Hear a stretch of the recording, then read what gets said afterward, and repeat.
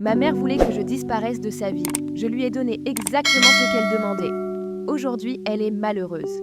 Elle instrumentalisait la déception comme d'autres parents utilisent les compliments. Elle soupirait en me présentant à ses amis, me raccrochait au nez en plein milieu d'une phrase si je n'avais rien d'assez impressionnant à dire, et sa maison débordait de photos de ma cousine Sarah, la cousine parfaite, toujours la comparaison de service. Même ses compliments étaient empoisonnés. Tu es jolie aujourd'hui, ce qui est rare. Elle a commencé tôt. Quand j'ai ramené un bulletin avec des A et un B+, elle est allée à l'école pour exiger qu'on me retire des cours d'excellence, affirmant que je ne supporterais pas la pression. Le mois suivant, j'ai pris la 2e place au concours de sciences. Elle a alors déclaré, assez fort pour que tout le monde l'entende, que j'avais probablement triché. Elle ne pouvait toujours pas gagner. Quelle déception, disait-elle. Quand j'ai été acceptée dans l'université de mes rêves, elle a appelé le service des admissions pour tenter de m'en empêcher, prétextant que l'école publique conviendrait mieux à quelqu'un de mes capacités. Elle n'épargna pas mon petit ami. Lors d'un dîner de famille, elle a insinué qu'il faisait de la charité en fréquentant des personnes de moindre qualité. Quand j'ai acheté ma première maison, elle a publié sur Facebook des photos qui mettaient surtout en avant les défauts, en commentant que j'avais enfin trouvé un logement à la hauteur de mes attentes. À chaque confrontation, elle appelait aussitôt d'autres membres de la famille. Je finis par m'inquiéter pour sa santé mentale. Elle s'imagine sans cesse que j'ai dit ou fait des choses horribles alors que, en réalité, je n'ai fait que la soutenir. Peut-être avait-elle besoin d'une aide professionnelle. Le point de rupture est survenu l'hiver dernier, quand mon appendice a éclaté et que j'ai dû être opérée en urgence. Terrifiée et souffrante, j'ai appelé ma mère pour la supplier de venir à mes côtés, juste pour me rassurer. Elle a soupiré en entendant ma voix et a répondu « Je ne viendrai pas ». Puis elle a ajouté « Tu te rends compte à quel point je suis déçue ? Mon unique enfant est incapable de rester en bonne santé. La mère de Sarah n'a jamais à subir ça. Elle a raccroché avant que je puisse dire un mot. Pendant que les infirmières me préparaient pour l'opération, j'ai ouvert Facebook une dernière fois. 10 minutes après notre appel, ma mère y avait publié « Certains jours, j'aimerais pouvoir tout recommencer avec un enfant qui ne me déçoit pas constamment. » C'est comme si je n'en avais pas du tout. Mes amis, horrifiés, m'envoyaient déjà des captures d'écran par SMS. Et c'est à ce moment-là que quelque chose s'est brisé en moi. Elle voulait agir comme si elle n'avait pas d'enfant, alors je lui donnerais exactement ce qu'elle désirait.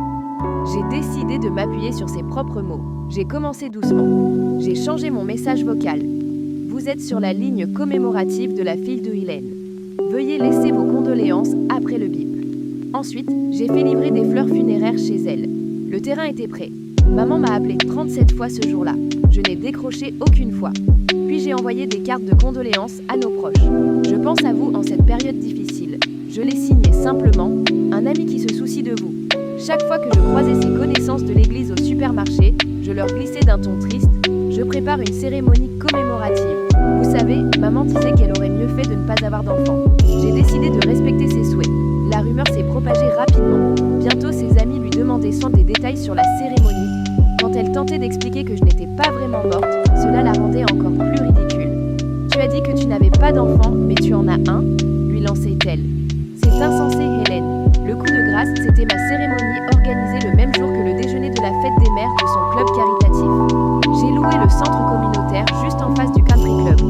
J'y ai installé une immense pancarte. Cérémonie commémorative pour l'enfant d'Hélène aura lieu ici. J'ai envoyé des invitations à tout le monde. Hélène a récemment déclaré qu'elle pourrait tout aussi bien ne pas avoir d'enfant du tout. Rejoignez-nous pour lui témoigner notre soutien face à cette perte. J'y ai même joint une capture d'écran de sa publication Facebook. La participation a été incroyable. Il s'est avéré que je n'étais pas la seule à avoir été blessée par ma mère. Des proches sont venus en masse, même ma cousine Sarah. Pendant ce temps, au déjeuner de maman, une douzaine de dames ne cessèrent de tourner la tête vers mon mémorial, observable à travers les fenêtres. Chaque fois que quelqu'un lui donnait l'occasion d'y jeter un coup d'œil, elle se crispait davantage. Finalement, elle a fait irruption dans la salle, le visage pourpre de rage. « C'est ridicule, tu n'es pas morte, arrête ça immédiatement. » Je suis restée parfaitement calme à la tribune. « Je fais simplement honneur à ce que tu as posté, maman. Tu as dit que tu ferais aussi bien de ne pas avoir d'enfant. » Elle est partie en larmes, non sans lâcher que je l'avais déçue une dernière fois. Les conséquences furent immédiates. Son association l'a contrainte à démissionner. Ses publications Facebook se sont remplies de commentaires la qualifiant de pire mère du monde. Même ses amis de l'église ont cessé de l'inviter.